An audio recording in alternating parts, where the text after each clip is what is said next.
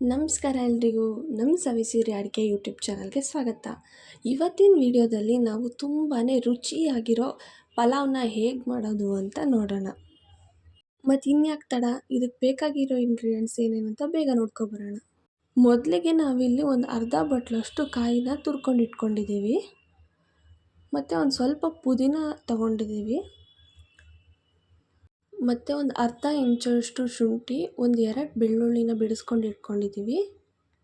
ಒಂದು 8ರಿಂದ 10 ಮೆಣಸಿನ್ಕಾಯಿ ಮತ್ತು ಸ್ವಲ್ಪ ಕೊತ್ತಂಬರಿ ತೊಗೊಂಡಿದ್ದೀವಿ. ನೆಕ್ಸ್ಟ್ ಇಲ್ಲಿ ಒಂದು 2 ಕ್ಯಾರೆಟ್ ತೊಗೊಂಡಿದ್ದೀವಿ, ಒಂದು ಸ್ವಲ್ಪ ಬೀನ್ಸ್ ಮತ್ತು ಒಂದು ಆಲೂಗಡ್ಡೆ ತೊಗೊಂಡಿದ್ದೀವಿ. ನೆಕ್ಸ್ಟ್ ಇಲ್ಲಿ ನಾವು ಬಟಾಣಿನ ನೆನೆಸಿಟ್ಕೊಂಡಿದ್ದೀವಿ. ನೀವು ಬೇಕಂದರೆ ಹಸಿ ಬಟಾಣಿನೂ ಹಾಕ್ಕೋಬೋದು. ನೆಕ್ಸ್ಟ್ ನಾವಿಲ್ಲಿ ಒಂದು ಈರುಳ್ಳಿನ ಕಟ್ ಮಾಡಿ ಇಟ್ಕೊಂಡಿದ್ದೀವಿ. ಇದು ಒಗ್ಗರಣೆಗೆ ಸ್ವಲ್ಪ ಕೊತ್ತಂಬರಿ, ಕರಿಬೇವು ಮತ್ತು ಪುದೀನ. ನಾವಿಲ್ಲಿ 1 ಬೌಲಷ್ಟು ಅಕ್ಕಿ ತೊಗೊಂಡಿದ್ದೀವಿ. ಇದನ್ನು ಮುಂಚೆನೇ ಅರ್ಧ ಗಂಟೆ ಚೆನ್ನಾಗಿ ತೊಳೆದು ನೆನೆಸಿಟ್ಕೊಂಡಿದ್ದೀವಿ.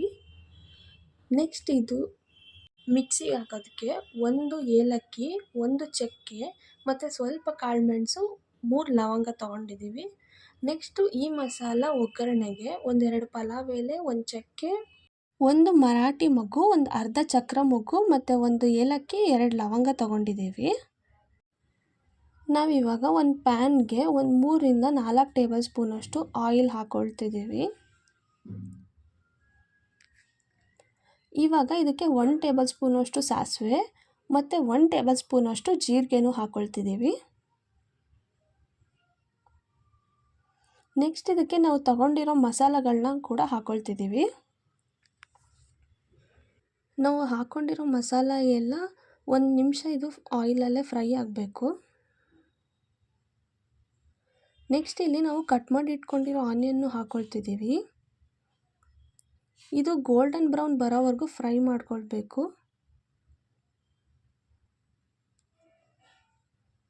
ಇವಾಗ ಆನಿಯನ್ ಎಲ್ಲ ನೀಟಾಗಿ ಬೆಂದಿದೆ. ನೆಕ್ಸ್ಟು ನಾವು ಕಟ್ ಮಾಡಿ ಇಟ್ಕೊಂಡಿರೋ ಬೀನ್ಸ್ ಹಾಕ್ಕೊಳ್ತಿದ್ದೀವಿ. ನೆಕ್ಸ್ಟು ಕ್ಯಾರೆಟ್ ಕೂಡ ಹಾಕ್ಕೊಳ್ತಿದ್ದೀವಿ. ಇವೆರಡು 1-2 ನಿಮಿಷ ಫ್ರೈ ಆಗಬೇಕು.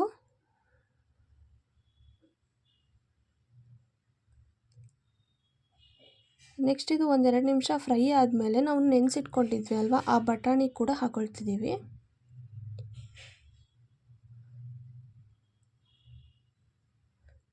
ಈ ಬಟಾಣಿನ ಒಂದು 3-4 ನಿಮಿಷ ಫ್ರೈ ಮಾಡ್ಕೋಬೇಕು.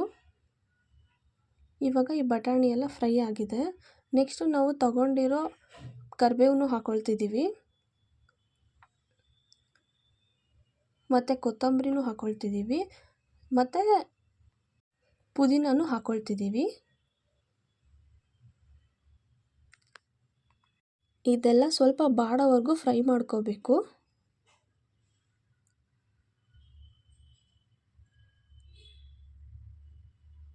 ಇವಾಗ ಇದೆಲ್ಲ ಫ್ರೈ ಆಗಿದೆ. ನೆಕ್ಸ್ಟ್ ಇದಕ್ಕೆ ಕಟ್ ಮಾಡಿ ಇಟ್ಕೊಂಡಿರೋ ಆಲೂಗಡ್ಡೆನೂ ಹಾಕ್ಕೊಳ್ತಿದ್ದೀವಿ. ಜೊತೆಗೆ ನಾವು 1-2 ಮೀಡಿಯಮ್ ಸೈಜ್ ಟೊಮೆಟೊನ ಕಟ್ ಮಾಡಿ ಇಟ್ಕೊಂಡಿರೋದನ್ನು ಕೂಡ ಹಾಕ್ಕೊಳ್ತಿದ್ದೀವಿ.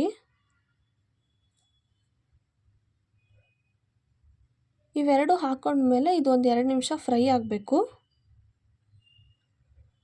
ಇವಾಗ ಟೊಮೆಟೊ ಎಲ್ಲ ಫ್ರೈ ಆಗಿದೆ. ನೆಕ್ಸ್ಟ್ ನಾವಿಲ್ಲಿ ಒಂದು ಮಿಕ್ಸಿ ಜಾರ್ ತೊಗೊಂಡಿದ್ದೀವಿ. ಅದಕ್ಕೆ ನಾವು ತಗೊಂಡಿರೋ ಎಲ್ಲ ಮಸಾಲೆಗಳನ್ನೂ ಹಾಕ್ಕೊಳ್ತಿದ್ದೀವಿ. ನೆಕ್ಸ್ಟು ಹಸಿಮೆಣ್ಸಿನ್ಕಾಯಿನೂ ಹಾಕ್ಕೊಳ್ತಿದ್ದೀವಿ. ಖಾರಕ್ಕೆ ಎಷ್ಟು ಬೇಕೋ ಅಷ್ಟು ನೋಡಿ ಹಾಕ್ಕೊಳ್ಳಿ.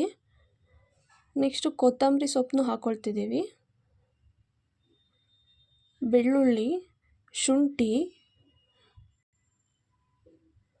ಮತ್ತು ಸ್ವಲ್ಪ ಪುದೀನ ಮತ್ತು ಕಾಯಿ ತುರಿ ಇದೆಲ್ಲದನ್ನು ಹಾಕ್ಕೊಂಡು ಮಿಕ್ಸಿ ಮಾಡ್ಕೋಬೇಕು. ಇಲ್ಲಿ ನಾವು ಮಿಕ್ಸಿ ಮಾಡಿ ತಗೊಂಡಿದ್ದೀವಿ. ನಾವಿವಾಗ ರುಬ್ಬಿಟ್ಕೊಂಡಿರೋ ಮಸಾಲನ್ನು ಇದಕ್ಕೆ ಹಾಕ್ಕೊಳ್ತಿದ್ದೀವಿ. ಈ ಮಸಾಲೆ ಎಲ್ಲ ಹಸಿ ವಾಸನೆ ಹೋಗೋವರೆಗೂ ನೀಟಾಗಿ ಫ್ರೈ ಮಾಡ್ಕೋಬೇಕು.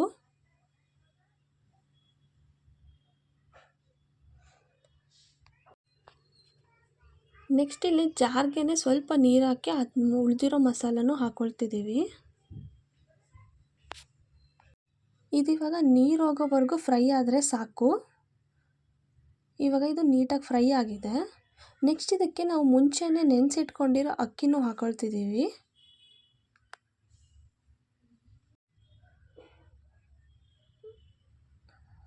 ಅಕ್ಕಿ ಎಲ್ಲ ಹಾಕ್ಕೊಂಡಾದ್ಮೇಲೆ ನೀಟಾಗಿ ಮಿಕ್ಸ್ ಮಾಡ್ಕೊಳ್ತಿದ್ದೀವಿ.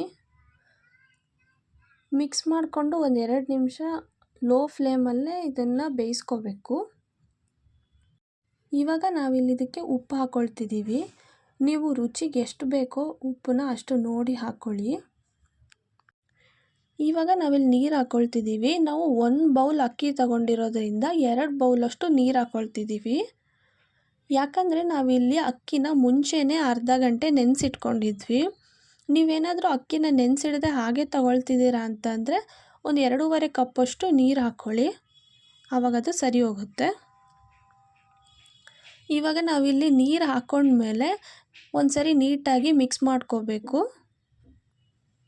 ಇವಾಗ ಇದನ್ನು ಮಿಕ್ಸ್ ಮಾಡಿಕೊಂಡು ಒಂದು ಲಿಡ್ನ ಕ್ಲೋಸ್ ಮಾಡ್ತಿದ್ದೀವಿ. ಈ ಲಿಡ್ ಕ್ಲೋಸ್ ಮಾಡಿ ಒಂದು 5 ನಿಮಿಷ ಹಾಗೆ ಬಿಡಬೇಕು ಮೀಡಿಯಮ್ ಫ್ಲೇಮಲ್ಲಿ.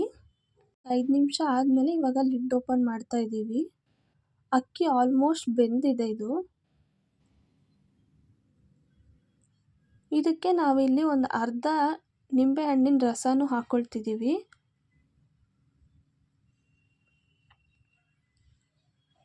ಇವಾಗ ನಿಂಬೆಹಣ್ಣಿನ ರಸ ಹಾಕ್ಕೊಂಡ್ಮೇಲೆ ಇದನ್ನ ಒಂದು ಸರಿ ನೀಟಾಗಿ ಮಿಕ್ಸ್ ಮಾಡ್ಕೊಳ್ಬೇಕು.